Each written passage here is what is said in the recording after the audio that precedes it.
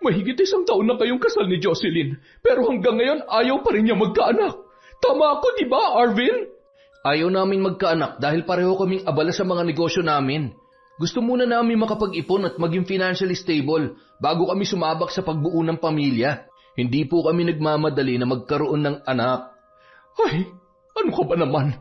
Basang-basa kong body language mo nung gabing may mangyari sa atin. Alam kong uhaw na uhaw ka na sa kama at hindi yun maibigay ng asawa mo. Kaya nga madali ka nawala sa katinuan, di ba? Kasi nga, gusto mo rin pero ayaw mo lang aminin. Sorry pero hindi ako papayag na sirain yung relasyon namin ng asawa ko. Umalis na kayo kung ayaw nyo magkaproblema tayo. Ang dami kong hawak na alas sa'yo ngayon. At para sa kaalaman mo, recorded na nangyari sa atin nung gabing yon. Ha? Ano? Hindi! Taon 2013, Alaminos, Pangasinan. 1 taon ang lumipas mula nang maikasal sina Jocelyn at Arvin. Naging masagana ang kanilang buhay pati ang negosyo na kanilang itinayo. Mayroong clothing shop si Jocelyn kung saan siya mismo ang nagde-design at nagtatahi ng mga damit. Sa kanya lumalapit ang karamihan sa mga nagpapagawa ng magagarbong gown para sa iba't ibang okasyon. Malakas din humatak ang isa pa nilang negosyo na hawak naman ng kanyang asawa, ang kanilang coffee shop sa kabilang bayan na isa na rin sa mga tourist attraction doon dahil sa outdoor at Japanese-inspired na disenyo noon. Mula nang sila ay maikasal, wala pa silang naging problema na naging dahilan ng kanilang pag-aaway. Hindi pa sila nagkakasagutan. Batid nila na lahat ng mag-asawa ay dadaan sa ganong yugto ng buhay. Kaya minsan, hindi maiwasang maisip ng dalawa kung kailan sila magkakaroon ng hindi pagkakaunawaan at kung ano ang pagmumulan noon. Isang araw, binisita si Jocelyn ng kanyang asawa sa opisina sa kanyang clothing shop. May dala-dala yung tinapay at iced coffee para sa kanya. Agad naman siyang yumakap dito nang makalapit yon sa lamesa. Buti at naparito ka, mahal. Napadalaw lang ako, mahal. May tumawag kasi sa akin kanina eh. Talaga? Sino raw?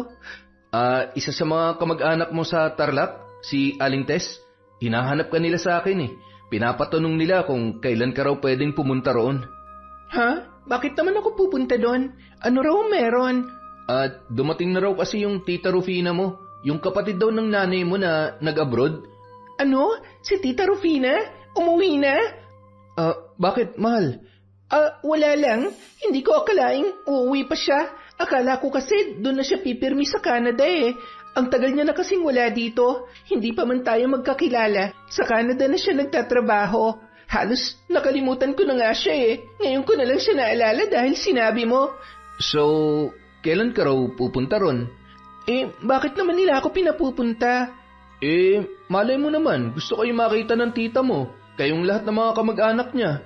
Malay mo, may pasalubong din na ibibigay sa iyo yun. Kaya kung ako sa iyo, puntahan mo na. Pababantayan ko na lang ulit kay Baldo tong shop. Wag na siguro, hindi naman ako kailangan dun eh. Paanong hindi kailangan? Sila na nga ang tumawag sa akin at gusto kang papuntahin. Wala naman kasing alam yang si Aling Tess sa sigalot naming dalawa ni tita. Bakit? Anong ibig mong sabihin? Magkaaway ba kayo? Hindi naman sa magkaaway pero matagal na kasi kaming hindi nagpapansinan. Alam mo kasi, mula nang bata pa ako, lagi na akong napag-iinitan ni tita, lalo na nung mamatay si nanay sa sakit niya. Hindi na naging magandang trato niya sa akin. Nagkukunwari siya na inaalagaan ako sa mata ng tao pero kapag kami lang magkasama, lagi niya ako sinusungitan sa lahat ng bagay. Kulang na nga lang, palayasin niya ako sa sarili naming bahay eh. Basta, may attitude yung si tita. Maraming ang kagalit yun eh, dahil sa ugali niya. Kinanay lang siya walang palag. Pero nung mawala si nanay, ayon, nagreyna-reynahan na ang bruha. Ganun ba? Sorry hindi ko alam na may history pala kayong dalawa ng tita mo. Hindi lang sa akin. Marami talaga siyang kaaway noon. Saka balita ko nga rin, mahilig daw mga bityan sa mga lalaki may asawa na. May nakasabunutan pa nga yan dati. Grabe naman pala. Tapos, sinusungitan at pinagbubuhatan ka pa niya ng kamay? Naku, hindi uubra sa akin yung ganun. Pero matagal na yon. Actually, nung paglaki ko, medyo nagkaayos naman na kami. Nagbabatian kami sa isa't isa pero hindi na lumalim ang samahan namin. Kumbaga, nagkikita na lang kami tuwing may okasyon. At pagkatapos naming bumati sa isa't isa, ayun, wala na. Deadman na ulit hanggang sa nabalitaan ko na lang na nakarating na nga raw siya sa Canada. Kaya mula nun, binura ko na siya sa isip ko at lalo nga siyang nabura nung makilala kita. Nawala ang lahat ng trauma at hinanakit ko sa kanya dahil sa'yo, mahal. Kaya pala. So, anong sasabihin ko kay Aling Tess? Hindi ka napupunta? Siguro, hintayin mo na lang na tumawag siya uli. Kung sakaling hanapin pa ako, dun mo na lang sabihin na hindi na ako makakapunta. Huwag mo na lang silang tawagan ng kusa. Hanggat maaari sana, ayoko nang maalala pa nila ako eh. Tahimik ng buhay ko rito kasama ka. Ayoko na sanang mabalikan pa ang nakaraan kapag nakita ko ulit sila. Sorry mahal huwag ka mag-alala. Ako nang bahala sa kanila. Kinagabihan, matapos magsara ng shop si Jocelyn, naglakad na siya pauwi sa kanilang bahay. Walking distance lang ang tirahan nila mula roon. Ang asawa niya naman, maya-maya pa makakauwi. Kadalasan kasi, lampas 10:00 na nakakapagsara ang mga yon, lalo na kapag maraming customer. Habang naglalakad, isang matandang babaeng pulubi ang kanyang nakasalubong. Mahaba ang buhok noon, punit-punit ang damit at may bitbit na bayong. Ilang beses niya yung iniwasan pero yon ang kusang lumapit sa kanya hanggang sa kausapin na siya ng babae. Iha, mag-iingat ka. May naamoy akong panganib. Excuse me po? May panganib na darating sa buhay mo. Nararamdaman ko yon. Ano pong sinasabi ninyo? Isa akong manggagamot noon. Bago pa ako maging ulila, malakas ang pang-amoy ko sa mga sakit at kamalasan at hindi ako maaari magkamali sa aking naaamoy sa iyo. May mangyayaring hindi maganda na pwedeng pagmulan ng away ninyong mag-asawa. Ito rin ang magdadala sa iyo ng isang kakaibang sakit. Kaya mag-iingat ka, lalo na sa mga taong nagbabalik. Pasensya na po. Heto po ang barya. Salamat po sa oras, Lola. Ngunit hindi ko kailangan ng baryang ito, Iha. Nais lang kitang bigyan ng babala dahil hindi biro ang aking naaamoy. Ngunit hindi na nilingon ni Jocelyn ang naturang matanda at hindi na rin niya binawi ang binigay na pera na balak sana nitong isauli. Nagmadali siya sa paglalakad hanggang sa makalayo siya sa matanda. Binaliwala niya ang sinabi noon. Pagkauwi sa bahay, agad siyang naghanap ng gawain para makalimutan ang sinabi ng matanda. Kinabukasan, maaga pa lamang may kumatok na sa pinto ng kanilang bahay. Pagbukas niya noon, bumungad sa kanya si Baldo, ang matalik na kaibigan ng kanyang asawa. May dala-dala yung pasalubong para sa kanilang dalawa. Hala, saan galing to, Baldo? Sa akin, di ba? Hindi, galing yan sa kaibigang balikbayan ng tatay ko. Sinundo namin kahapon, kaya hinatian ko kayong dalawa dito sa mga pasalubong niya. May mga pambabaeng bag din dito, oh. Ayaw raw ni nanay yung design, kaya bibigay ko na lang din sana sa'yo, baka magustuhan mo. Tapos, si Arby naman, marami siyang mga pantalon dyan at isang sapatos. Ay, ganon? Wow, ha? Nag-abala ka pa? Maraming salamat. Sige, ipasok mo na lang dito. Tamang-tama, nagluluto ako ng almusal. Sumabay ka ng kumain sa akin. Teka, nasan si Arvin? Nasa coffee shop na. Alam mo naman yon, talagang maagang umaalis at nagbubukas. Ako naman, maya-mayang konti pa dahil wala naman ako masyadong kliyente kapag ganitong oras. Sumabay na nga ang lalaki sa kanyang pagkain, at habang magkasalo, bigla niyang naalala ang matandang pulubi na nagbigay ng babala sa kanya kahapon. Napilitan siyang itanong sa lalaki kung may alam tungkol doon. Baldo, hindi ko alam kung kilala mo siya, pero may nakikita ka bang matandang pulubi sa labas? Mahaba ang buhok, punit-punit ang damit, at medyo malalim ang mga mata. Parang alam ko yung sinasabi mo ah. Bakit? Nagkausap pa kayo? Nilapitan ka rin ba niyan? Oo. Kahapon nakasalubong ko siya habang pauwi ako. Iniiwasan ko nga pero siya tong biglang lumapit at humarang sa akin. Tapos kung ano-ano na lang yung sinabi niya. Kilala mo rin pala yon? Sino ba siya? Hindi ko kilala yun. Pero madalas din namin siyang makita sa lugar namin. Ang totoo, kahit saan ako magpunta, lagi ko nakikita yun eh. Mukhang marami siyang lugar na pinupuntahan. Ganoon ba talaga siya? Ang usap-usapan kasi, parang may special powers daw yung matandang yun. Nakakaamoy raw kasi siya ng kapalaran ng tao. Nalalaman niya kapag may darating na sakit o kamalasan sa'yo. Ang hilig niya magbigay ng babala sa mga nakakasalubong niya. Ako, nakasalubong ko rin yun dati, pero wala naman sinabi sa akin. Siguro, wala na amoy na kamalasan o sakit.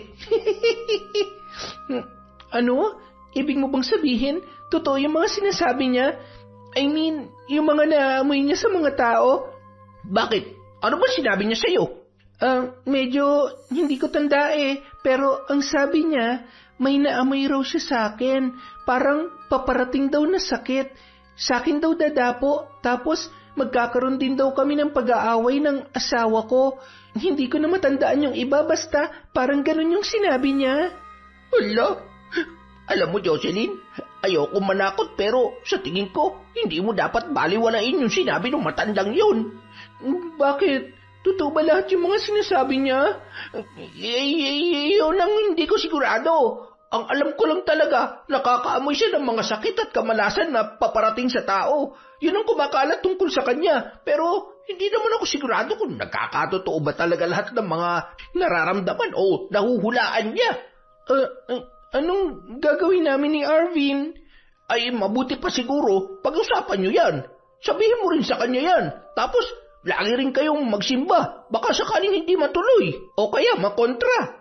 Nako, siguro nga tama ka. Salamat Baldo ha. Grabe, kilala niyo pala matandang yon. Ako na lang yata ang hindi pa nakakakilala sa kanya. Basta, magdasal ka palagi at konting ingat rin siyempre. Kailangan din makapag-usap kayo lagi ng asawa mo. Pag-usapan nyo lahat ng pwedeng pag-usapan. Baka sakaling maisip nyo agad kung ano yung mga bagay na pwedeng dumating na maaaring pagmulan ng away ninyo. Malay mo sa paraang yun, mapigilan yung pareho, di ba? Walang masama kung susubukan yung unahan yung kamalasang sinasabi ng matandang yun. Alam mo, hindi naman ako gaanong nag-aalala doon sa pag-aaway namin Ang mas inaalala ko, yung sinabi niyang sakit daw na dadapo sa akin. Anong klaseng sakit naman kaya yon? Malala ba? Delikado ba? Doon talaga ako natatakot Ayaw mo bang subukan kausapin yung matanda? Para siya na may tanong mo na mabuti kung anong sakit ba talaga yung tinutukoy niya. Tapos, bigyan mo rin ng limos kahit magkano lang. Malay mo naman, batinong kausap yun. Susubukan ko. Kapag nakita ko ulit siya, grabe, kinakabahan na talaga ako. Naku, lagi lang yun dito. Minsan naman nasa bayan. Tapos minsan din nakikita pa siya sa mga karating probinsya. Mukhang maraming lugar na alam ang babaeng yun at pabalik-balik lang siya rito. Siguradong magkikita ulit kayo noon. Nang gabi ring yun, sinabi agad ni Jocelyn sa kanyang asawa ang tungkol sa babala ng matanda, pati na rin ang napag-usapan nila ni Baldo. Maging ang lalaki ay hindi makapaniwala at labis na nag-alala para sa kanya. Sa totoo lang, hindi ako gaanong natatakot dun sa pag-aaway natin na pwedeng mangyari. Dahil naniniwala ako na bilang mag-asawa, malalampasan natin yun at sigurado magkakabati pa rin tayo. Pero ang mas inaalala ko, yung sinasabi mong sakit na dadapo sa'yo. Yun nga rin ang iniisip ko Yan din ang eksaktong sinabi ko kay Baldo kanina. Ang mas kinatatakutan ko talaga yung sakit. Anong klaseng sakit ba yun? Sana hindi naman malala. Hanggang maaari sana ayoko magkasakit dahil walang hahawak ng clothing shop natin eh. Iba pa rin kasi kapag ako mismo yung humaharap sa mga kliyente. Hindi ko talaga kayang mabitawan to kapag nagkasakit ako. Mukhang kailangan nga nating sundin ang payo ni Paring Baldo ah. Dapat nating abangan sa labas yung matandang yun. Kailangan natin siya makita at makausap para makapagtanong tayo at makahingi na rin ng tulong kung paano lalabanan yun. Sa tingin mo, meron kaya siyang solusyon? Meron kaya siyang maitutulong kung sakali? Wala namang masama kung susubukan natin. Saka naniniwala ako na kakampi natin ang Diyos. Kaya huwag kang mawalan ng pag-asa, mahal. Nandito ako. Hindi kita pababayaan. Salamat, mahal. Ikaw lang talaga nagpapalakas ng loob ko. Nang sumunod na araw, magkasamang muli sina Jocelyn at Arvin sa kanyang opisina sa clothing shop. Habang may inaasikaso silang disenyo, bigla silang nilapitan ng isang tauhan at sinabing meron daw silang bisita. Ngunit pagpasok noon sa opisina ni Jocelyn, pareho silang nagulat ng kanyang asawa. Hindi sila makapaniwala. Ang nakikita niya sa kanyang harapan ay ang kanyang tita, Rufina. Ang babaeng yumaman ng husto sa abroad at ngayon ay nakabalik na sa Pilipinas. Tita? Tita Rufina? Ikaw na ba yan? Wow, Jocelyn! I cannot believe it. Ikaw na pala yan, pamangkin ko. Talagang ang nakapag-asawa ka na kasi medyo nag-iba ng itsura mo. Nabawasan na yung ganda at freshness mo. May anak ka na ba? Wala pa po, tita. Oh, really? Okay. Baka masyado ka lang stressed dito sa negosyo nyo kaya nagkakaganyan ka. Well, anyway, nagpunta nga pala ako rito para bisitahin ka. Nasabi kasi sa akin ni Aling Tess na dito ka na raw nakatira. Gusto ko lang ma-check tong lugar nyo kung okay ba. So far, okay naman. Pero ang gusto ko makita ay ang bahay nyo. Pwede ba? Okay lang, tita. Mamaya, punta po tayo doon. Okay. Salamat. Habang lumilibot ang mata ng babae sa paligid, lihim naman nagkatinginan ang mag-asawa, saka sila nagbulungan sa isa't isa. Lumabas ka na muna. Iwan mo na muna kami rito. Bakit? Unang tapak pa lang niya rito, parang nilalait ka ni. Hindi ako papayag. Dito lang ako. Sige na, lumabas ka na muna. Ako nang bahala rito, promise. Bigyan mo muna kami ng konting oras para makapag-usap. Sige na, mahal. Tawagin mo ako agad kapag kailangan mo ng tulong, ha? Oo, sige. Labas na muna. Ngumiti ang lalaki sa kanyang tita. Pagkatapos nitong magpakilala ay nagpaalam yon na lalabas lang saglit.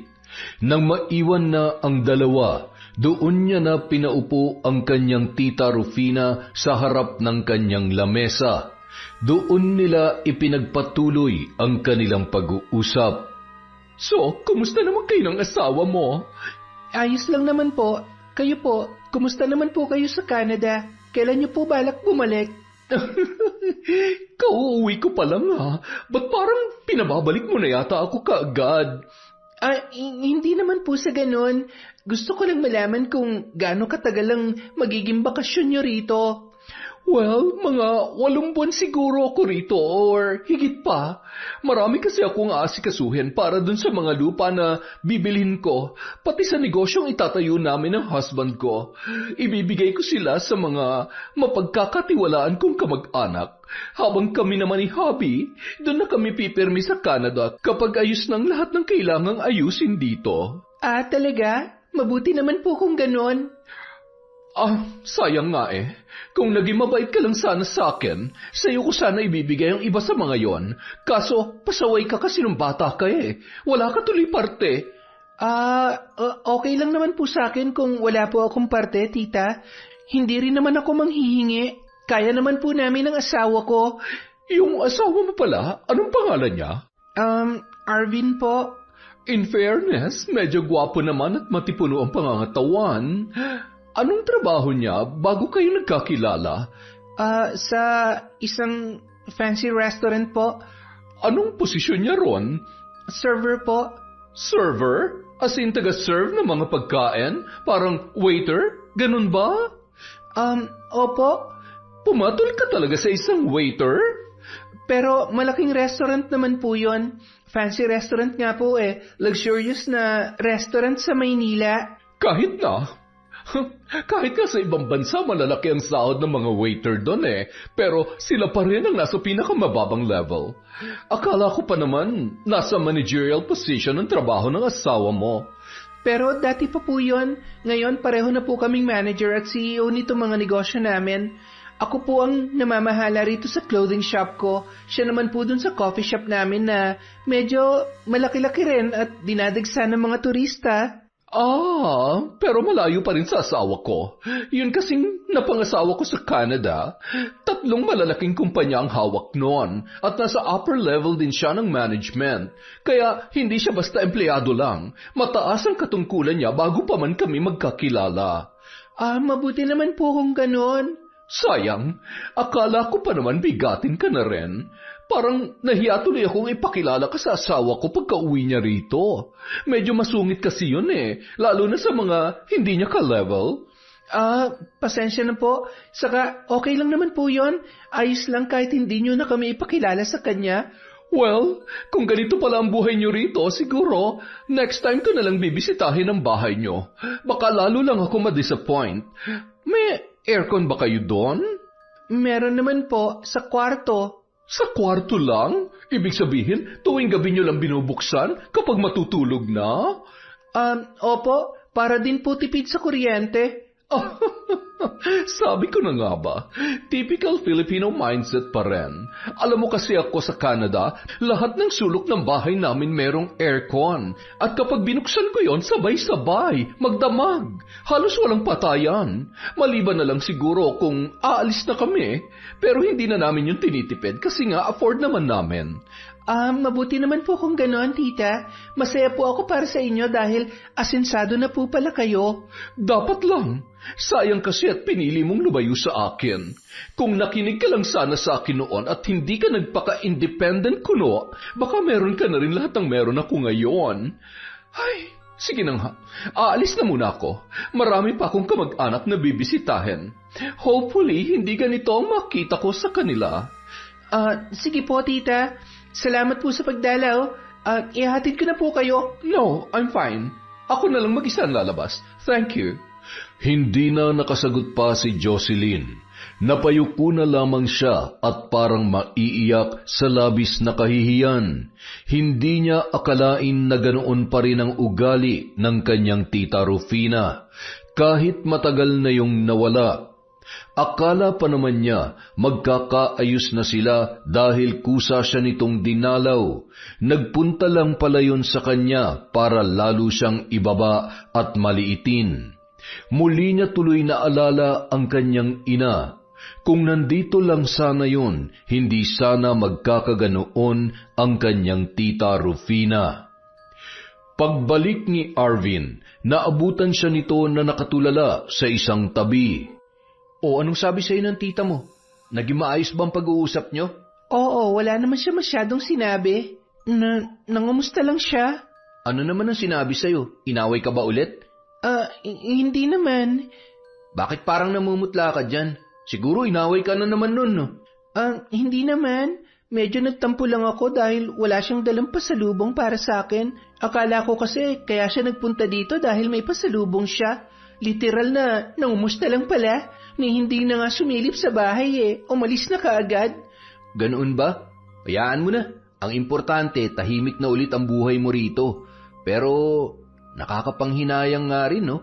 Biruin mo, ang tagal niyang nawala, tapos ikaw ang pinakamalapit niyang kamag-anak, tapos ikaw pa yung hindi nadalhan ng pasalubong. Mga tao nga naman talaga, kapag umaasenso, no? Hayaan mo na yon. Pero alam mo, sa totoo lang, hindi ako makapaniwalang siya yung tita mo. Lalo na nung una kong makita. Sobrang bata kasi ng itsura Parang halos kasing edad mo nga lang Hindi siya mukhang tita sa lagay niyang yun Bakit parang nagtataka ka ron? Natural, mayaman na kaya gumaganda talaga. Gumagastos na sa derma, sa mga beauty products, tapos malamig pa sa Canada. Kahit sino talaga babata at gaganda ron. Kung sabagay, tama ka. Pero syempre, ikaw pa rin ang pinakamaganda sa paningin ko. Nako, huwag mo na nga akong bulahin. Ito yung iba pang mga designs, oh. I-check mo muna bago ko ipakita sa client ko. Nang sumunod na araw, habang abala si Jocelyn sa pag-check sa mga display nila sa harap, biglang umagaw sa kanyang pansin ang mga taong nagkukumpulan sa di kalayuan. Habang tumatagal, parami ng parami ang mga tao na nagtatakbuhan papunta roon. Napilitan siyang lumabas para makiusyoso. Pagkatapos niyang makipagsiksikan sa mga tao, laking gulat niya nang masilayan kung sino ang pinagkakaguluhan ng mga yun. Bumulaga sa kanya ang dugoang bangkay ng isang matandang babae. Puti ang buhok, punit-punit ang damit, at pamilyar ang mukha noon para sa kanya. Kung hindi siya nagkakamali, yun din yung matandang nagbigay ng babala sa kanya noon. Labis siyang nagulat sa itsura nito. Naliligo sa sariling dugo at tila puno ng saksak ang katawan. Sa gitna ng kumpulan, nahagip ng kanyang mga mata si Baldo. May kausap yun na ilang tao na naroroon. Agad niya yung nilapitan at kinalabit, sa kanya hinila papalayo. Uy, Baldo, ano nangyari doon? Hindi ba't yun yung matandang nagbibigay ng mga babala sa mga nakakasalubong niya? Oo, siya nga yun. Grabe, hindi ako makapaniwala. Bakit? Ano ba nangyari sa kanya? Kanina kasi, habang naglalakad-lakad daw siya, biglang may lalaking lumapit sa kanya. Galit na galit daw. Ayon sa mga nakarinig, parang nagagalit daw yung lalaki dahil nagkatotoo raw yung hula niya tungkol sa asawa nito. At dahil patay na yung asawa, hindi raw matanggap ng lalaki. Kaya bigla niya raw pinagsasaksak ng matanda dito mismo sa gitna ng daan. Tapos agad na tumakas. Hindi na nila nahabol kung saan nagpunta. Ano? Ibig sabihin, nagkakatotoo nga talaga yung mga sinasabi niya? Nangyayari talaga yung mga nararamdaman at nahuhulaan niya sa mga tao? Ibig sabihin lang din nun, mukhang magkakatotoo rin yung sinabi niya sa'yo. Yung may pag-aawayan daw kayo ng asawa mo tapos magkakasakit ka? Naku, Diyos ko po, sana hindi malala ang pag-awayan namin at yung sakit na dadapo sa akin. Ayoko pa mamatay. Ayoko maubos lahat na naipundar namin dahil lang sa pagpapagamot kung sakali. Kinakabahan tuloy ako, Baldo. Mukhang hindi nga maiiwasan ang hula ng matandang yan. Basta huwag ka na lang mag-isip ng kung ano-ano. Ang importante, maghanda ka lang muna ngayon. Paghandaan nyo to ni paring Arvin. Saka, hindi pa naman tayo sigurado kung magkakatotoo rin yung sa inyo eh. Malay mo naman, ngayong patay na yung matanda nagsabi, baka hindi na matuloy yun. Kaya huwag mo nang isipin yun. At lalong huwag mong kalilimutan na magdasal o magsimba, Jocelyn. Hindi ka pababayaan ng Diyos. Salamat, Baldo. Salamat. Kinagabihan, seryosong muling pinag-usapan ng mag-asawa ang nangyari. Pati si Arvin hindi na malaman ang gagawin. Bukod kasi sa hindi pa nito nakikita ang matanda, hindi rin siya gaanong makarelate sa mga pangitain na sinasabi ng kanyang asawa. Wala kasing ganoon sa kanilang probinsya. Malayo yon sa kanilang paniniwala, pero hindi rin niya kayang baliwalain ang mga wika ng babae dahil ayaw niyang madismaya ang kanyang asawa. Magdasal na lang tayo, mahal. Yun na lang ang tanging panlaban natin ngayon. Hindi ko rin kasi talaga alam ang nangyayari. Wala akong kaalam-alam tungkol sa matandang sinasabi niyo. Hindi ko tuloy alam kung paano ka matutulungan. Pero asahan mong nandito lang ako. Handa akong makinig sa'yo. Samahan na lang natin ang dasal ng lahat. Pasensya ka na, mahal ah. Hindi ko lang kasi talaga maiwasan mag-alala eh. Pinatay yung matanda dahil nagkatotoo yung hula niya sa isa sa mga nakasalubong niya sa daan. Hindi matanggap ng asawa nangyari kaya pinatay niya yung matanda. Doon pa lang, alam kong hindi na maganda ang sinapit ng babae kaya nagdilim ng gano'n ang utak niya. Paano kung gano'n din ang mangyari sa akin? Lalo't bukod sa pag-aaway na sinabi ng matandang yon, may dadapo rin daw na sakit sa akin. Tanging dasal lang ang proteksyon natin doon, Jocelyn. Tamang-tama, linggo bukas. Magsimba tayo. Huwag ka mawalan ng pag-asa, okay? Walang mangyayaring masama sa'yo. Hindi ko yun hahayaan. Pero mahal, may isang pakiusap lang sana ako. Ano naman yun? Sana palagi mong habaan ang pasensya mo sa akin, ha? Kung sakali mang magkaroon tayo ng hindi pagkakaintindihan, sana unawain mo ko. Huwag mong sabayan ang init ng ulo ko para hindi gaanong lumala ang away natin kung sakali. Siyempre, magiging ganun din ako sa'yo. Hahabaan ko rin ang pasensya ko. Kahit ano pa maging kasalanan o pagkukulang natin sa isa't isa, kailangan nating lawakan ang ating pasensya para hindi maging malala ang away natin. Oo naman, mahal. Pangako, gagawin ko yan. Kaya huwag ka na masyadong mag-isip, ha? Kasama mo ko. Kaya natin to. Nang sumunod na mga linggo, nagulat at nagtaka si Jocelyn sa muling pagbisita sa kanila ng kanyang tita Rufina. Sa pagkakataong yun, may napansin siyang kakaiba sa babae. Parang medyo bumait yun. Bigla na lang kasi siyang dinalhan ng pasalubong at inilibre pa sa mamahaling kainan. Sunod-sunod ang pagbisita noon sa clothing shop. Nangangamusta sa takbo ng negosyo ng kanyang pamangkin. Minsan pumupunta rin siya sa coffee shop ng asawa noon. Nakikipagkwentuhan kay Arvin. Hindi niya maintindihan pero tila biglang may nagbago sa takbo ng utak ng babae. Labis na nakakapanibago ang mga kilos at banayad na pananalita nito sa kanila, lalong-lalo na sa kanya. Isang araw, magkasama silang tatlo sa isang restaurant. Iyon ang libre at nang mangibabaw ang katahimikan sa kanilang pagitan, bigla yung binasag ng kanilang tiyahin. Siguradong nagtataka ka kung bakit bumait ako sa iyo, no? Alam mo, na-realize ko kasi na sobrang tagal na nung pag-aaway natin. Dahil marami na nagbago sa buhay ko, gusto kong ayusin na rin ano man ang gusot sa pagitan natin noon.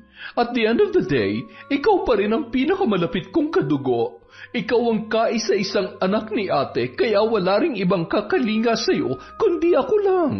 Kaya sana kung ano man ang meron tayo noon, kalimutan na natin at magsimula tayong muli. Opo naman, tita. Wala na rin naman po sa akin lahat yon.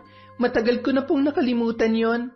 Masaya rin po ako dahil sa wakas, maayos na tayong dalawa. Kung ano man po ang may tutulong namin sa inyo, huwag po kayong mahihiyang magsabi.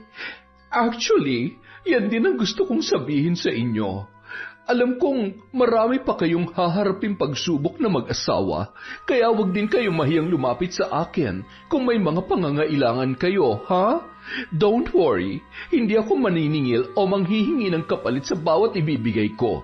Gusto ko lang talagang maging maayos na ang lahat. Maraming salamat po, tita. Sang-ayon po ako dyan. Ako rin po. Thank you po, tita. Sa paglipas ng mga buwan, patuloy na naging payapa at masigla ang pamumuhay nilang mag-asawa. Mas lalo pa yung guminhawa dahil nakipag-ayos na sa kanya ang kanyang tiyahin. Ngayon lang niya nalaman kung gaano kagaan sa pakiramdam kapag walang kagalit o katampuhan, lalo na sa iyong mga kamag-anak. O mahal, bakit nakatunganga ka dyan sa bintana? Ano na naman ang iniisip mo? Wala lang. Hanggang ngayon ba, pinoproblema mo pa rin yung sinabi ng matandang pulubi na mayroon tayong pag-aawayan at may dadapong sakit sa'yo? Hindi ko rin kasi maiwasang hindi maisip yun, mahal eh. Pinipilit ko namang kalimutan pero syempre, hindi ko pa rin talaga maialis sa sarili ko na mag-alala. Alam mo, sa tingin ko, tama nga yung hinala ni paring Baldo. Dahil patay na yung matanda, malamang hindi na magkatotoo yung sinabi niya. Alam mo, sa ibang mga probinsya, may ibang uri daw na mangkukulam na sa halip ay gumagamit ng manika, ginagamit daw nilang sarili nilang dila para magbigay ng sakit, tsaka kamalasan sa mga tao. At hinala raw niya, nasa ganung hanay raw na mangkukulam o mambabarang ang matandang yun. Baka wala naman talagang nakatakdang mangyari sa'yo. Baka talagang binulungan ka lang ng matanda at sinadya niyang sabihin yun para kumapit nga sa iyo ang sumpang daladala niya. Pero ngayong wala na siya, mukhang ligtas na tayo sa sumpa niya. Sana nga ganun na lang, mahal. Ayoko na magkaroon pa ng ibang alalahanin eh. Sigurado ako na totoong sinasabi niya. Maraming alam yun si Paring Baldo tungkol sa mga kulam, multo at engkanto. Pati nga sa mga sapi may alam din yun eh. Marami kasing ganun sa probinsya nila, kaya magtiwala na lang tayo sa kanya. Tsaka isa pa, bati na rin naman kayo ng Tita Rufina mo, kaya wala ka ng dahilan para mag-alala pa. Enjoy na lang natin ang lahat. Salamat talaga, mahal ha. Maraming salamat sa pagpapagaan ng loob ko. Ngunit hindi nagtagal, nangyari na ang kinatatakutan ni Jocelyn. Nagsimula yun sa unti-unting paghina ng coffee shop nila. May nagtayo kasi ng Starbucks sa di kalayuan at mula na magbukasyon, nahati na ang kanilang customer. Mas marami nang pumupunta roon dahil na rin sa reputasyon ng brand. Halos lahat ng mayayaman at nagpi-feeling mayaman ay doon pumupunta. Bukod pa roon, nagkaroon pa ng mas malaking problema ang kanilang coffee shop. At sa nakalipas na mga araw, yun ang palaging pinagtatalunan ng mag-asawa. Bakit naman kasi hindi mo inaasikaso na mabuti? Tapos hindi mo rin inalam yung history nila. Ayan tuloy, naagawan na tayo ng mga customer. Nagkautang pa tayo. Malay ko bang ganun pala yun? Hindi ko naman kasi alam na may utang pala yung dating kumuha ng pwesto na yun. Maayos naman kasi ang naging usapan namin. Kahit ako, ngayon ko lang din nalaman eh. Sumabay pa kung kailan tumumal ang shop natin. Paano na yan? Papayag ka ba na magbayad ng 300,000? Ikaw magbabayad dun sa utang na hindi naman sa atin? Anong magagawa ko? Kung hindi natin babayaran, isasara nila yung shop. Babawiin nila yung pwesto. Akala ko pa naman pinag-aralan mo na mabuti yan. Bakit hinayaan mo magkaganyan? Tapos gusto mo pang magpatayo ng ibang branch. Hindi naman pala maayos yung taong kausap mo. Tingnan mo, mukhang naloko ka. Ang laki-laki na ng ginastos natin tapos hindi naman pala tayo kumikita. Tayo pa ngayon na nagkautang. Hindi na bale, didiskarte na lang ako. Manghihiram na lang ako sa mga kakilala ko. At kanino ka naman manghihiram? Meron ba magpapahiram sa'yo ng ganong kalaking halaga?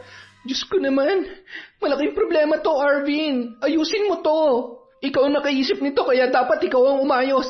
May sarili akong problema dito sa shop kaya ikaw nang bahalang umayos niyang sayo. Jocelyn naman, ba't ganyan ka magsalita? Hindi mo ba ako tutulungan? Marami rin akong problema. Ang dami ko na ipinayo sa'yo. Nasa iyo na lang yan kung alin doon ang susundin mo. Basta ako, hindi ko babayaran yung utang ng negosyo mo. Huwag ka maglalabas ng galing sa savings natin at sa kita ng shop ko. Huwag kang papayag na ikaw ang magbabayad nun. Gawan mo ng paraan yon. Hanapin mo yung dating may-ari. Hindi pwedeng tayong pagbayarin nila dyan. Oo na, sige na. Inuuna mo pa yung init ng ulo imbis na tulungan ako eh. Ay nako, bahala ka nga dyan. Makalipas ang ilang linggo, lalo pang lumala ang problema ni Arvin sa coffee shop.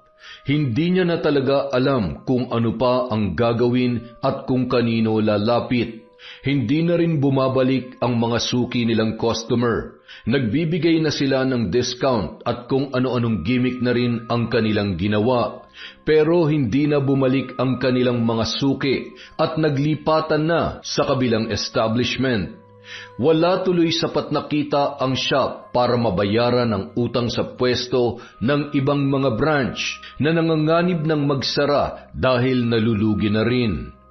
Isang araw, muling bumisita ang Tita Rufina ni Jocelyn sa kanilang bahay. May dala na naman yon para sa kanilang mag-asawa. Sa pagkakataong yon, hindi niya na maitago sa kanyang tiyahin ang tamlay ng kanyang muka. Mula na magkaproblema sila sa mga negosyo, lagi nang malungkot si Jocelyn. Bakit ganyan ang itsura mo? May problema ka ba? Magkadugo pa rin tayo, Jocelyn. Kaya alam ko kung may itinatago ka sa akin. Si Arvin po kasi... Bakit? Anong problema sa asawa mo? Kasi po, medyo napabayaan niya yung isang store namin. Nalulugi na po, tita. Hindi na napigilang ikwento ni Jocelyn ang lahat ng nangyari. Pagkatapos niyang masabi yun, tumango lamang si Rufina at nangako na sila ay tutulungan. Kinabukasan, bumisita si Rufina sa coffee shop at personal nitong kinausap si Arvin. Naikwento rin ng lalaki ang kanyang problema at gaya ng sinabi kay Jocelyn, nag-alok din yon ng tulong para maisalba ang kanilang negosyo. May mga kilala kong business expert na pwede makatulong sa iyo na mag-isip ng bagong strategy para mabawi niyo ang dating sigla ng coffee shop. About naman dun sa utang niyo sa pwesto, ako na munang bahala ron. Paluluwagan ko muna. Sigurado po ba kayo? Medyo malaki-laking halaga po kasi yun eh. Asawa ka ng pamangkin ko, kaya hindi ka na rin iba sa akin. Kaya kung ano man ang problemang pinagdadaanan nyo, problema ko rin yon. Kaya umasa kang tutulungan kita, ha? Basta sundin mo lang lahat ng mga ipagagawa ko para mabilis nating maisalba ang negosyo ninyo. Naku, hindi ko po matatanggihan yan. Maraming salamat po, tita. Salamat po talaga. Ano ka ba naman? Pwede ba, huwag ka nang mangupo sa akin? Masyadong nakakatanda yan eh. Pwede bang Rufy na lang ang itawag mo sa akin? Mas komportable kasi ako sa pangalan ko eh. Ayos lang naman po sa akin. Salamat ulit, Rufy. Mula noon, naging regular na ang pagbisita ni Rufina sa coffee shop para tulungan si Arvin sa pagbawi sa dating sigla ng kanyang negosyo. Ito na rin ang nagbayad sa halaga na kailangan niya na pambayad sa renta. Kahit papaano, unti-unting nakabangon ang coffee shop ni Arvin. Bagamat hindi na ganoon karami, bumalik ang ibang customers. Pero ang mahalaga, sumasapat pa rin ang kita nilang pumapasok sa araw-araw, kaya malayo na silang bumagsak gaya ng dati. Dahil yon sa mga bagong strategy at implementations na pinatupad ni Rufina sa coffee shop. Bilang pasasalamat, hindi na tumatanggi si Arvin tuwing magyayaya ito sa lahat ng bagay. Madalas ay dinadala sila nito ng asawa niya sa mamahaling mga kainan at pasyalan. Minsan naman, siya lang ang sinasama nito para makapag-usap din daw sila ng personal at magkakilala pa. Wala namang naging problema sa ganoong setup ng dalawa. Hanggang isang gabi, hindi napigilan ni Arvin ang tama ng alak. Medyo naparami ang kanyang inom at dahil malabong makauwi pa siya, dinala na lang siya ni Rufina sa isang hotel sa lugar na kanilang pinuntahan. Doon na sila nagpalipas ng gabi. At nung gabi rin yun, sa hindi inaasahang pagkakataon, may nangyari kay Arvin at kay Rufina. Pareho nilang hindi napigilan ang tawag ng laman dahil na rin sa tama ng alak at sobrang kalasingan. Nakalimutan ni Arvin na meron siyang asawa. Hindi niya napigilan ang sarili dahil sa taglay na ganda at alindog ni Rufina. Kahit nasa mid-40s na ang babae, sa paningin niya kasing edad pa lamang ito ng kanyang asawa o baka nga mas bata pa. Ganun yun kaganda dahil sa tulong ng derma. Kinabukasan, gulat na gulat si Arvin nang masilayan ang sarili. Wala siyang saplot sa ibabaw at nakakumot pa silang dalawa ni Rufina. Agad na nagising ang babae dahil sa kanyang pagbangon. Oh, Arvin, gising ka na pala. Good morning. Anong ginagawa natin dito? Bakit tayo nakahubad? Nakainom ka kasi kagabi. Pati nga rin ako eh. Kaya naisip kong dito ka na lamang dalhin. Kesa naman pilitin pa nating umuwi sa ganung lagay. Gusto mo na bang umuwi na? Ayos lang din naman sa akin. Kaso, hindi ako nakapagpaalam sa asawa ko. Hindi niya alam na aabutin ako ng umaga rito. Kausapin mo na lang siya. Maiintindihan niya naman yan eh. Saglit na napatitig si Arvin sa babae. Higit siyang nagulat nang maalala kung ano ang nangyari buong gabi. Huwag mong sabihin na plinano mo to. Ano bang ibig mong sabihin, Arvin? Sabihin mo nga sa akin, Rufy. Sinadya mo ba to? Talaga bang nilasing mo ako kagabi para madala mo ako rito? Imposible kasing nagkataon lang to. Hindi lang to nangyari. May iba pa. May iba pa nangyari sa atin kagabi. Ano naman kung may nangyari sa atin? Tayong dalawa lang naman ang nandito. Wala namang nakakita. Kung ganun sinadya mo nga, lintik naman na buhay to. Bakit mo ginawa yun? Ano bang... nako. Kung makapagsalita ka naman, parang ako lang ang may kasalanan. Baka nakakalimutan mo. Ginusto mo rin to, di ba? May pagkakataon kang tumanggi kagabi pero hindi mo ginawa. At huwag mo rin gawing dahilan na lasing ka. Ilang beses kitang kinausap kagabi at matino ka pa rin naman sumagot. Kaya kahit papano, alam mo pa rin ang ginagawa mo. Pero bakit kailangan mo pa akong samahan dito? Bakit hindi mo na lang ako iniwan mag-isa rito? May pambayad naman ako eh. Buti pa, kalimutan mo na lang ang nangyari. Hindi naman ito malalaman ng asawa mo eh. Ang layo ng lugar na ito. Isa pa, wala rin naman nakakita sa atin dahil tayo lang dalawaan nandito. Pero, magtataka yun kung bakit. Sabihin mo na lang na umulan ng malakas kaya hindi ka nakauwi. Tag-ulan naman ngayon eh. Kaya alam niyang sumasama ang panahon sa iba't ibang lugar. Ngunit hindi pa rin kumbinsido si Arvin. Pagkasilip niya sa kanyang cellphone, tadtad na ng missed calls at text messages ni Jocelyn. Hindi niya na alam kung paano pa sasagutin ang kanyang asawa. Habang nakasakay na sila sa sasakyan ni Rufina, doon pa lang siya nagkaroon ng lakas ng loob na sagutin ang tawag ng babae. Habang kausap niya yon sa cellphone, panay ang haplos ni Rufina sa kanyang hita. Mahal? Hoy, ano ba nangyayari sa'yo? Ba't ngayon ka lang sumagot? Kagabi pa kita kinukontak ka. Sorry mahal, medyo sumama kasi ang panahon dito kagabi. Kaya hindi na ako nakauwi. Medyo alanganin na kasi. Kaya nagpalipas na lang muna ako ng gabi sa isang malapit na hotel dito. Pero huwag ka mag-alala, pauwi na ako ngayon. Sorry talaga mahal ha. Ano ka ba naman? Alam mo namang maraming trabaho ngayon sa shop eh. Si tita nasan? Sorry talaga. Ay, wala na pala siya rito. Nauna siyang umuwi sa akin kagabi. Kaya ako na lang mag-isa na iwan dito. At bakit ka naman nagpaiwan? Diyos ko naman, Arvin. Nag-aalala na ako sa'yo. Ipapaliwanag ko na lang pagkarating ko dyan. Salamat mahal ha. At sorry nga pala ulit. Pagkababa niya ng tawag, agad ngumiti sa kanya si Rufina na kasalukuyang nagmamaneho. Tila binabati siya nito sa pagsisinungaling na kanyang ginawa. Pagkauwi ni Arvin, naabutan niyang nakahiga sa kama ang kanyang asawa at inaapoy ng lagnat. Tarantang-taranta ang lalaki. Halos mangiyak-ngiyak pa niyang niyakap yun. Mahal, sorry. Bakit hindi mo naman sinabi na nilalagnat ka pala? Kailan pa to?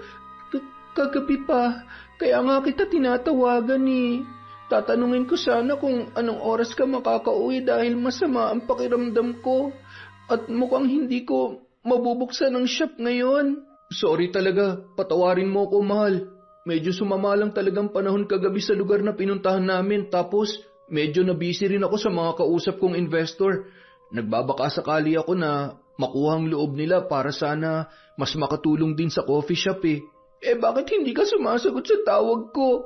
Lalo lang tuloy sumama ang pakiramdam ko sa pag-aalala sa'yo. Pasensya na talaga, mahal. Hayaan mo, babawi ako. Ipagluluto kita na masarap at ipaghahanda kita ngayon ng lahat ng kailangan mo. Yun na lamang ang nagawa ng lalaki. Mabuti na lang may sakit ang kanyang asawa kaya hindi na yon gaanong nag-usisa pa sa tunay na dahilan kung bakit hindi siya nakauwi. Dahil masama ang pakiramdam nito, nagawa niya yung bula-bulahin hanggang sa makalimutan na noon na magtanong. Nakatuon lagi ang isip nito sa kagustuhang gumaling kaagad para maasikaso ang kanilang clothing shop. At nang gumaling na si Jocelyn, naging muling maayos na sila sa isa't isa. Mukhang nagustuhan naman nito ang pag-aalaga niya, kaya wala na silang naging problema pa. Pati siya ay nakabalik na rin sa operasyon ng kanyang coffee shop. Ngunit si Rufina, patuloy pa rin sa pagdalaw sa kanyang negosyo. Lihim itong nakikipagkita kay Arvin. Pinipilit siyang uliting muli ang nangyari nung gabing yon dahil sobrang husay daw ng lalaki. Isang araw, hindi niya na napigilan pang kausapin si Rufina sa kanyang opisina. Pwede ba, tita? Itigil niyo na po itong kahibangan niyo. May asawa po ako. Huwag niyo po sanang sirain ang pagsasama namin. Bakit pa takot na takot ka? Kalalaki mong tao eh. Madali lang naman magpalusot. Lahat na lalaki may ganong skills na dapat dine-develop. Ano pa bang kailangan niyo? Bakit ayaw niyo akong tigilan? Akala pa naman namin ni Jocelyn nagbago na kayo. Pero mukhang iba talaga yata ang dahilan kaya kayo nakipagbati sa kanya. Hindi ba? Kaya ka ba nakipag-ayos kunwari para magkaroon ka ng dahilan na makalapit sa akin? Paano kung sabihin kong oo? Bakit niyo ba talaga ginagawa to? Hanggang ngayon ba nasa dugo niyo pa rin ang pagiging makati? Nabanggit kasi sa akin dati ni Jocelyn na marami daw kayong nakaaway noon dahil sa pakikiapid niyo sa may asawa na. Tapos ngayon gagawin niyo pa yun sa asawa ng sarili niyong pamangkin? Bakit, ha? Ano napapala niyo sa ganito? Mayaman na kayo, di ba? Nasa inyo na lahat. Kulang pa ba yun? Bakit? Porke ba nasa akin ang lahat, hindi na ako pwede maghangad pa? Paano kung sabihin kong isa ka sa mga gusto kong makuha? Sa tingin ko, mas bagay tayo. Base sa performance mo ng gabing yon, mukhang matagal ka nang hindi napapaligaya ng asawa mo. Kaya sa akin mo ibinuhos lahat. Hindi ba? Ano bang sinasabi niyo? Mahigit 1 taon na kayong kasal ni Jocelyn, pero hanggang ngayon, ayaw pa rin niya magkaanak. Tama ako, di ba, Arvin? Ayaw namin magkaanak dahil pareho kaming abala sa mga negosyo namin. Gusto muna namin makapag-ipon at maging financially stable bago kami sumabak sa pag-aalaga ng mga bata. Hindi kami nagmamadaling magkaroon ng anak. Ay, ano ka ba naman? Basang-basa kong body language mo nang gabing may mangyari sa atin. Alam kong uhaw na uhaw ka na sa kama at hindi yun maibigay ng asawa mo. Kaya nga madali ka nawala sa katinuan, di ba? Kasi nga, gusto mo rin pero ayaw mo lang aminin. Sorry pero hindi ako papayag na sirain yung relasyon namin ng asawa ko. Umalis na kayo kung ayaw nyo magkaproblema tayo. Ang dami kong hawak na alas sa'yo ngayon. At para sa kaalaman mo, recorded na nangyari sa atin nung gabing yon. Ha? Ano? Hindi! Nagulat si Arvin sa kanyang narinig at mas lalo pa siyang nagulat nang ipakita sa kanya ni Rufina sa cellphone nito ang isang video. Makikita ron kung paano sila magkapatong sa kama habang parehong nakahubad. See? Oras na makarating to sa asawa mo, talagang lagot ka. Kaya sinasabi ko sa'yo, magtiwala ka lang sa'kin. Hanggat okay tayong dalawa, ligtas tong sikreto mo. Hindi ka mapapahamak. Ni walang makakaalam nito kahit sino. Hindi naman mahirap ibigay ang gusto ko, di ba? Dahil kahit ikaw, gusto mo rin yun. Yun ang bagay na hindi maibigay-bigay sa'yo ng asawa mo. Pwede ba tama na? Huwag mo naman gawin sa akin to. Huwag mo naman akong bigyan ng mas malaking problema. Maawa ka naman kay Jocelyn. Siyang pinakamasasaktan dito. Kaya nga kung ayaw mo masaktan si Jocelyn, manahimik ka na lang at ibigay mo ang gusto ko. Ano bang mahirap doon, Arvin? Hindi mo ba kaya? Hindi na nakasagot pa ang lalaki. Tuluyan nang uminit ang kanyang ulo. Hindi niya na napigilang magwala sa isang tabi habang si Rufina naman ay patuloy lamang na nakangisi. Isang gabi, habang magkatabi sina Arvin at Jocelyn sa kama, sinubukan niyang maglambing sa asawa at nagtangkayong halikan. Wala namang naging reaksyon ng babae nung una. Pero nung magsimula na siyang haplusin yon at tila nagpapahiwatig na ng tawag ng laman, doon na ito biglang pumalag sa kanya. Napausog tuloy si Arvin. Bakit, mahal? Anong problema? Ano bang ginagawa mo? Sorry, naglalambing lang naman ng tao eh. Pwede ba? Huwag ngayon. Wala ako sa mood. Ang dami ko pang design na kailangan gawin bukas. Tambak ang trabaho ko. Mahal, kailan mo ba talaga pagbibigyan ng gusto ko? Di ba napag-usapan na natin to? Mag-iipon muna tayo bago gumawa ng baby. Pero ano pa bang dapat nating ipunin? May sarili na tayong bahay. Pareho na maganda ang takbo ng negosyo natin. Patuloy rin ang pasok ng pera. Tapos may mga bagong investors na rin tayo.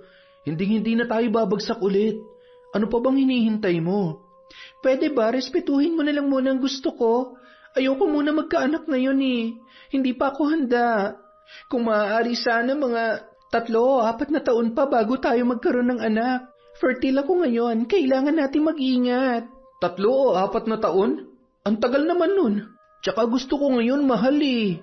Mabigat na responsibilidad kapag meron na tayong anak. Gusto ko pareho na tayong ready pagdating ng panahon na yon. Kaso ngayon, hindi pa ako ready eh. Ayoko muna. Magpalipas lang tayo ng ilang araw, pwede ba? Tsaka ang dami kong iniisip eh. Kung yan ang gusto mo, bahala ka. Hindi na napigilang madismaya ng lalaki. Medyo nasaktan siya sa mga sinabi ni Jocelyn. Nauunawaan niya naman na hindi pa yun handa na magkaroon ng anak. Kaya lamang ay tila hindi niya na matiis ang kanyang pangangailangan bilang lalaki. Kahit ang kanyang mga magulang, nagtatanong na rin kung kailan sila magkakaroon ng apo. Dahil doon, medyo sumama ng konti ang loob ni Arvin sa kanyang asawa. Bigla tuloy niyang naalala ang alok ng kanilang tita Rufina. Napaisip siya kung pagbibigyan niya na ba ang babae. Tutal naman ay pansamantalang kaligayahan lamang ang nais noon habang hindi pa handa ang kanyang asawa. At gaya ng sinabi nito, wala raw makakaalam kung magtitiwala lamang siya dito at kung iingatan niya ang kanilang sikreto. Isang araw, nang magkita silang muli ni Rufina, pinagbigyan na niya ang gusto nito.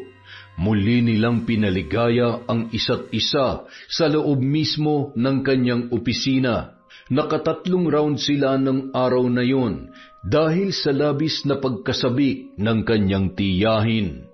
Habang sila ay magkapatong nung oras na yon, hindi niya napigilan na mabighani sa taglay nitong ganda at alindog. Di hamak na mas maganda pa yun sa kanyang asawa kahit may edad na si Rufina. Bukod doon, marami rin yung alam na iba't ibang teknik at posisyon kung paano siya paliligayahin. Kaya naman, buhay na buhay ang dugo at pagkalalaki niya tuwing sila ay magkasama. Isang bagay na hindi maibigay ng kanyang asawa dahil sa dami nitong kaartehan. Nang gabing yun, pagka-uwi niya ay may sakit muli si Jocelyn. Nilalagnat na naman yun. Dahil doon, hindi yun nakapasok muli kinabukasan. Kaya naman nagpakitang gilas ulit si Arvin sa pag-aasikaso at pag-aalaga rito para walang masabi sa kanya ang kanyang asawa. Makalipas ang ilang buwan, nagpatuloy ang kanilang ganoong sitwasyon. Tuwing nasa malayo siya, si Rufina ang lagi niyang kasama. Medyo napapadalas na rin ang pagkakasakit ni Jocelyn. Madalas yung dapuan ng lagnat at mga allergy sa katawan. Dahil doon, hindi na yon gaanong nakakapag-usisa sa kanya. Kahit ginagabi pa siya ng uwi at nag-iiba na rin ang pagpasok at pagliban niya sa trabaho. Dahil sa paulit-ulit na pagkakasakit ni Jocelyn, wala yung nagagawa, kundi ang magpahinga na lamang at tanggapin lahat ng tulong niya para lang gumaling yun kaagad. Hindi na yun nabigyan ng pagkakataong makapagtanong sa kanya sa tuwing siya ay umaalis na hindi na nagpapaalam. Isang araw, hindi niya na maiwasang mag-alala sa nangyayari, kaya napilitan na siyang kausapin si Rufina tungkol doon. Pansin ko lang kasi, tuwing nagkikita tayong dalawa, parang laging nagkakasakit yung asawa ko. Lagi siyang binabalikan ng lagnat at mga allergy na hindi namin maipaliwanag kung saan nagmumula. Sabihin mo nga sa akin, may kinalaman ka ba dun? Paano kung sabihin kong oo? Magagalit ka na ba sa akin? Ha? Anong ibig mong sabihin? May kinalaman ka nga ba ron? Kaya nga sabi ko magtiwala ka lang, diba? Hindi tayo mabibista ng asawa mo dahil dito. Dahil sa pabalik-balik na sama ng pakiramdam niya, wala siya magagawa kundi magtiwala sa'yo dahil ikaw lang ang mag-aalaga sa kanya. Sa paraang yan, mas madali mo makokontrol ang sitwasyon at hindi ka na mangangamba na bigla na tayo mahuhuli kung saan man. Sira ka ba? Seryoso ka ba? Anong ginagawa mo sa asawa ko, hayop ka, ha? Relax. Ano? Aawayin mo na naman ba ako? Baka nakakalimutan mo.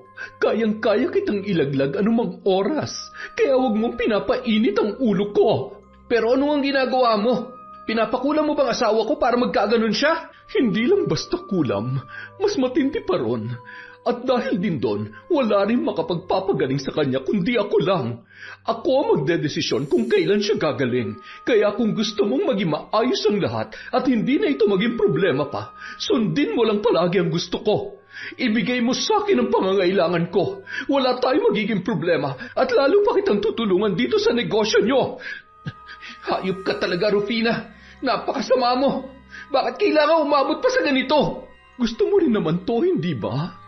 Kahit nga hindi ko pa sinasabi sa iyo nung una, pansin ko parang nakukuha mo rin ang gusto kong mangyari.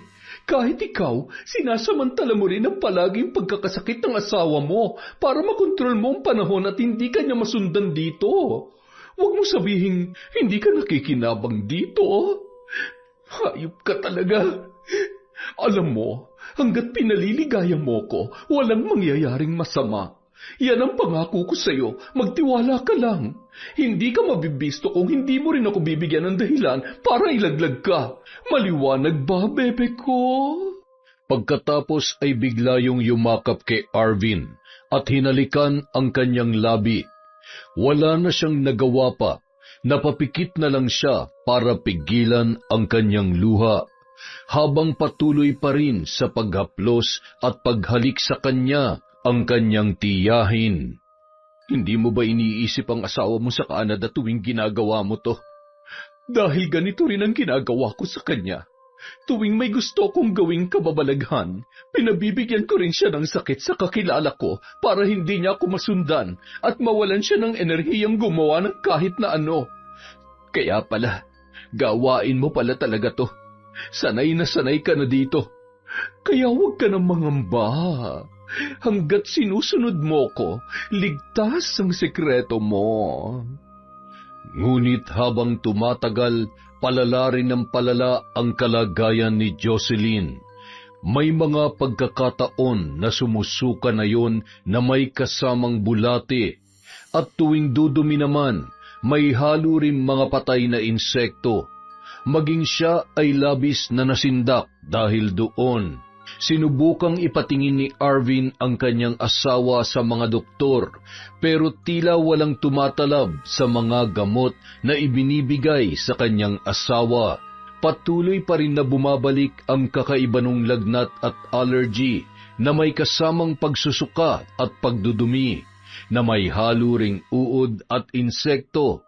Hindi na makatiis ang lalaki. Napaiyak na lamang siya nang minsan mahimbing na ang tulog nito. Hindi niya akalain na aabot sa ganoon ang lahat. Mahal niya naman ang kanyang asawa, pero dahil nga sa patuloy na pagtanggi nito para hindi makabuo ng anak, hindi niya na napigilan ang pagkagat sa tukso ng sarili nitong tita. Gustuhin man niyang sisihin ang sarili, pero sa kabila ng lahat, aminado siya na ginusto rin niya ang nangyari dahil maging siya ay atat na rin na makapagpakitang gilas sa kama para lamang maibsan ang labis na pagkauhaw ng kanyang pagkalalaki. Isang gabi, hindi na napigilang magsabi ni Jocelyn sa kanyang asawa, kahit marami siyang gustong itanong dito dahil sa mga pagbabagong napapansin niya ay hindi niya magawa, sapagkat pinangungunahan siya ng mga kakaibang sintomas sa katawan. At dahil wala rin siyang ibang malapitan, tanging dito lang siya nakakapagsabi ng kanyang mga problema. Tulungan mo ako, mahal. Hindi ko na talaga kaya. Bakit, mahal? Saan mo gustong pumunta? Ilabas mo na ako dito sa ospital. Nagsasayang lang tayo ng pera at panahon dito. Mukhang hindi doktor ang kailangan ko, kundi albularyo. Ano? Albularyo? Kailangan natin tawagin si Lolo Orlando. Siya lang ang makakatulong sa atin. Si Lolo Orlando? Tatawagan ko? Pakiusap, mahal. Ano ka ba? Bilisan mo! Hindi na naituloy pa ni Jocelyn ang nais niyang sabihin dahil muli na naman yung nagsuka. Sa pagkakataong yun, may mga buhay na insekto na ang suka nito. Nataranta siya at napilitang tumawag ng nurse. Kahit labag sa kalooban ni Arvin at kahit may posibilidad na siya ay mabisto, napilitan na rin siyang tawagin ang kaibigang albularyo ng kanyang yumaong lolo na si Orlando. Lolo Orlando na ang tawag niya dito dahil hindi na rin yun iba sa kanila. Kinabukasan, nakaluwas na ang matanda sa kanilang lugar papunta sa Pangasinan. Personal nitong binisita ang asawa ni Arvin na nung mga oras na yon ay inuwi na sa bahay para doon na lamang magpagaling. Matapos yung suriin ng matanda, alam na agad nito kung ano ang nangyayari kay Jocelyn. Kumpirmado, isang malakas na uri ng barang ang dumapo sa katawan niya. Yun na nagpapahirap sa kanya ngayon. Ano po? Barang? Isa itong uri ng barang na hindi nakamamatay, pero mas matagal gumaling at mawala. Karaniwan, ipinapataw lamang ito kapag gusto mong limitahan ang enerhiya at kilos ng isang tao sa maraming dahilan. Base sa mga nakita ko nung aking kabataan, ang mga gumagamit lamang ng ganitong barang ay yung mga taong nais bigyan ng sakit ang miyembro ng kanilang pamilya para makagawa sila ng kabulastugan na hindi nahuhuli ng kanilang kamag-anak. Ano pong ibig niyong sabihin, Lolo Orlando? Arvin, may mga pinagtalunan ba kayo ng iyong asawa bago ito nangyari? Wala naman po. Bakit po? Nais ko lang makasiguro. Pero huwag kayo mag-alala. Madali lang naman gamutin ang ganitong uri ng barang. Kung mapapaamin natin yung taong nakakaalam sa kalagayan ng asawa mo, madali siyang gagaling. At madali nating makokontra ang barang na kumapit sa kanya. Ano pong ibig niyong sabihin, Lolo? Sino po dapat ang umamin? Kapag may isa sa mga kamag-anak o kakilala niyo nag-utos nito, o di kaya naman ay alam ang nangyari sa iyo pero hindi nila sinasabi, kailangan lamang nilang umamin para maging mas epektibo ang mga ritual na gagawin ko at maibalik sa mambabarang ang sakit na ipinataw niya sa iyo. Ibig sabihin, may gumawa po talaga nito sa akin? Sinadya po para magkaroon ako ng ganitong sakit? Oo, iha. Eksakto ang sinabi mong yan. Huwag po kayong mag-alala, Lolo Orlando. Kami na pong bahala ng asawa ko rito. Aalamin namin kung sino may gawa o nakakaalam nito at babalitaan na lang po namin kayo agad. Sobrang lakas ng kabog ng dibdib ni Arvin nung mga oras na yon. Agad naman niyang nilapitan ang kanyang asawa at ibinaling muli sa ibang bagay ang atensyon para hindi maibato ang bintang sa kanya. Huwag kang mag-alala, mahal. Gagawin ko ang lahat. Aalamin ko kung sino may gawa nito.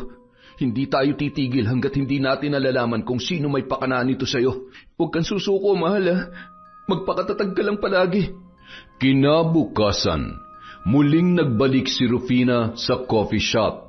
Pagkatapos nito sa opisina, agad itong lumapit kay Arvin at bumalik. Pero itinaboy niya na ang babae. Pwede ba, Rufi? Tama na. Kailangan natin mag-usap. Ano na naman bang problema at parang sinusumpong ka na naman dyan? Malapit na tayong mabisto. Anong klaseng barang ba kasing pinataw mo sa asawa ko? Aba, malay ko. Yung kakilala ko mambabarang sa Sikihor ang inutusan ko. Nagbibigay lang ako ng pangalan at litrato sa kanya. Pagkatapos, siya na ang bahala sa lahat. Siraulo ka ba? Nalaman ng albularyong kakilala namin yung uri ng barang na pinataw sa kanya. Muntik na tuloy akong pagdudahan.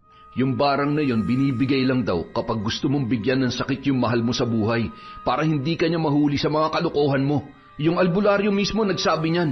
At sabi niya pa, may alam daw siyang paraan kung paano yun kokontrahin. Sino ba yung albularyong sinasabi mo? Anong pangalan? Tapos bigyan mo rin ako ng litrato niya para maipasa ko rin sa kakilala ko. Lahat ng pwede maging hadlang sa atin, ipapabarang ko, Arvin. Pwede ba tama na? Ayoko na nga eh. Ayoko na talaga, hindi ko na kaya. Pero Arvin, hindi ka pwedeng bumitaw, lalo na ngayong sabik na sabik pa rin ako sa iyo. Hindi na niya napigilan pa ang paghalik na ginawa ng babae. Sinubukan niyang pumalag pero biglang nagbukas ang pinto. Paghinto nilang dalawa, laking gulat nila nang masilayan ang kaibigan niyang si Baldo. Kasama nito si Lolo Orlando. Agad tinaboy ni Arvin si Rufina, pero huli na ang lahat. Nabisto na siya ng kaibigan at ng albularyo. Napasandal na lang siya sa pader at hindi napigilan ang pagtulo ng kanyang luha. Sinasabi ko na nga ba, tama nga ang hinala ko. May kinalaman ka nga sa nangyayari sa asawa mo. At sigurado ako, isa ka rin sa mga nakakaalam na binabarang na siya, pero hindi mo pa rin sinasabi dahil sinasamantala mo ang karamdaman niya para makapambabae ka. Tama ba ako, Arvin? Pare naman, ano ba tong ginagawa mo? Bakit mo hinayaang mangyari ito sa asawa mo? Anak ng teteng naman, oh. Nagkamali ako sa iyo, pare. Akala ko pa naman, mamahalin mo siya ng tapat at hindi sasaktan. Pero ikaw pa pala itong mananakit sa kanya. Totoo nga ang sinabi ng matandang pulubi noon. May darating na sakit sa kanya at mag-aaway kayo. At ikaw rin pala may kasalanan sa lahat ng ito. Pwede ba? Hindi niyo ako naiintindihan eh. Biktima lang din ako dito. Kaya huwag niyo ako sisisihin. Anong biktima? Si Jocelyn lang ang totoong biktima rito, oy. At kayong dalawa ng babae mong yan, kayong tunay na gumagawa ng kabalbalan dito. At para sabihin ko sa iyo, alam na ni Jocelyn na niloloko mo siya. Wala lang siya magawa dahil sa sakit niya. Kaya inutusan niya kaming pumunta rito para hulihin ka. At tama nga ang hinala naming lahat. Wala kang kwentang asawa. Wala kang karapatang sabihin sa akin yan. Hindi mo alam ang pinagdadaanan ko, Baldo. Alam mo, nagsisisi ako kung bakit pa ako nagparaya eh. Alam mo, nung college may gusto rin ako kay Jocelyn. Pero dahil nga ikaw ang pinili niya, nagpaubaya na lang ako kahit masakit sa akin. Pero kung alam ko lang na ganitong gagawin mo sa kanya, sana'y pinaglaban ko na lang palang pag-ibig ko noon. Ay, sige, tama na yan. Huwag na kayong gumawa ng eksena rito. Hindi ito ang tamang oras para magsisihan. Ikaw, Arvin, kung mahal mo pa ang asawa mo at kung gusto mong gumaling pa siya, nasa iyo ang desisyon kung gusto mong umamin sa kanya. Ang pag-amin mo lang ang tanging lunas para tumalab ang panggagamot na gagawin ko sa iyong asawa. Hoy, matanda, huwag kang makialam dito kung ayaw mo mapahamak. Hindi ako natatakot sa mga katulad mong malanding higad. Hetong sayo, Karina! Nagulat si Arvin sa ginawa ng matanda. Naglabas yon ng itim na pulbura sa bulsa at isinaboy sa babae. Bigla na lang nagsisigaw si Rufina at lumabas. Ayon sa matanda, isang uri daw yon ng lason para palabuin pansamantala ang paningin ng isang nilalang at para pasakitin ang ulo noon, ngunit hindi raw yon nakamamatay. Ayaw pa sanang umamin ni Arvin pero alang-alang sa kanyang asawa, sama-sama silang umuwi ng mga sandaling yon. Kahit nahihiya at natatakot, umiiyak siyang inamin sa babae ang lahat, pati na rin ang nangyari sa kanila ng tiyahin nito. Sa ginawa niyang pag-amin, labis na nasaktan si Jocelyn. Kahit malubha ang sakit, ay pinilit pa rin nitong sumigaw sa kanya para lang mailabas ang galit. Pero dahil din sa pag-amin ng lalaki, madaling nakontra ni Lolo Orlando ang barang. Wala pang isang araw, napagaling na agad nito ang asawa ni Arvin. Ngunit sa paggaling ni Jocelyn, hindi pa rin niya napatawad ang lalaki. Ilang buwan silang hindi nag-usap. Pansamantala rin siyang umalis ng bahay at nakitira muna sa isang kaibigan. Habang si Arvin naman patuloy sa pag-iyak gabi-gabi na pinagsisisihan ang nagawa niyang kasalanan. Kumalat sa mga kamag-anak nila ang ginawa ni Rufina. Maraming nagalit doon. Bukod pa ron, lumipat na rin sa kanya ang sakit na ipinalagay niya kay Jocelyn. At maging ang mambabarang nakapanalig nito ay walang nagawa para bawiin ang sakit. Oras daw kasi na maipasa yon ng makapangyarihang albularyo sa ibang katawan. Hindi na raw yon maaari pang galawin ng kahit na sinong mambabarang. At dahil hindi nila alam ang buong pangalan ng albularyo, wala rin silang paraan para makaganti rito. Pinahirapan ng husto si Rufina ng naturang sakit. Halos wala ring dumadalaw sa kanya sa ospital dahil marami ang nagalit at nadismaya sa kanyang ginawa. Makalipas ang 1 taon, nakapag-usap na rin sina Jocelyn at Arvin. Noong mga panahon na yon, may konting galit pa rin ang babae sa kanyang asawa pero hindi na yon ganun kalalim. Kaya naman, pinagbigyan niya na yon at muli nang kinausap. Alam kong hindi pa tuluyan naghihilom ang sugat sa puso mo, mahal ko. Kaya naman, hayaan mo sanang patunayan ko ulit ang sarili ko sa iyo. Hindi ko sasayangin ang ibibigay mong pagkakataon sa akin. Salamat at nagkita tayong muli. Mahal na mahal kita. Pasensya ka na rin. Dahil sa kaartehan ko, napilitan kang maghanap ng kaligayahan sa iba. Ngayon, gusto ko na magkaroon ng anak. Basta ipangako mo lang na hindi mo na ako ulit sasaktan. Wala kang dapat ihingi ng tawad, mahal. Kasalanan kong lahat. Masyado kong sabik at atat. Ako ang hindi makapaghintay. Pero huwag ka mag-alala. Hindi na mauulit ang nangyari. Hindi na ako magloloko pa ulit. Pangako yan. Makalipas ang 1 taon, naging masaya na ulit ang kanilang buhay at nagpatuloy ang masaganang takbo ng kanilang mga negosyo. Tuluyan nang nagbago ang lalaki at hindi na ito kumagat muli sa kahit na anong tukso. Natuto na rin siyang kontrolin ang sarili at mas lalo pang pinagtibay ang kanilang pagsasama ng kanyang asawa. Si Rufina naman may natutunan ding aral habang pinahihirapan ng sakit sa ospital. Napagtanto nito na hindi lahat ng bagay ay kayang makuha ng pera dahil kahit anuman ang iyong makamit sa maling paraan ay mayroong mabigat na kaparusahan. Yon, matinding aral na naman sa buhay, mga kaenteng. Maraming salamat po sa walang sawang pagsuporta. Pasensya na, marami lang po tayong inaayos ngayon. Bawi po ako sa susunod na story sa shoutout natin. Happy New Year po sa lahat. Maraming salamat sa walang sawang pagsuporta sa Kwentong Enteng.